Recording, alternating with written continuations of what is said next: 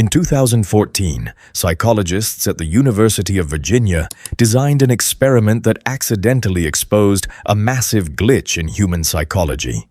They placed participants in a completely empty room for 15 minutes. No phones, no books, no screens, just silence.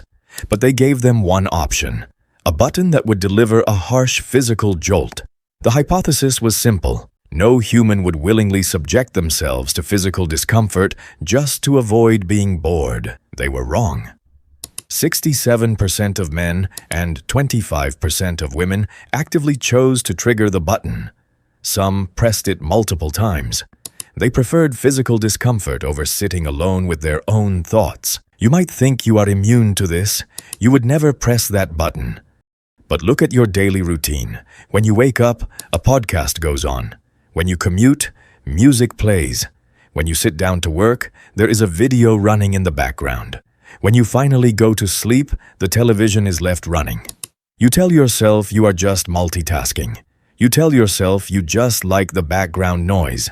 It is a lie. You are not consuming this content for entertainment. You are using it as an anesthetic. We live in the most overstimulated era in human history. Yet the concept of simply turning the noise off induces quiet panic. But to understand why the silence feels so dangerous, you have to look at the software running in the background of your brain. Neurologists call it the default mode network, or the DMN. Think of it as your brain's background operating system. When you are focused on an external task like watching a video, solving a math problem, or listening to music, this system shuts down. Your brain is engaged, but the exact second the external noise stops, the default mode network boots up. It is the system responsible for self-reflection, and for the modern human, that is a terrifying place to be. When the room goes quiet, your DMN immediately begins processing the backlog of your life. It dredges up unresolved anxieties. It reminds you of the tasks you are failing to complete. It replays past regrets and simulates future disasters. When you turn off the podcast, you are suddenly locked in a room with your own insecurities. The silence isn't empty. It is deafeningly loud.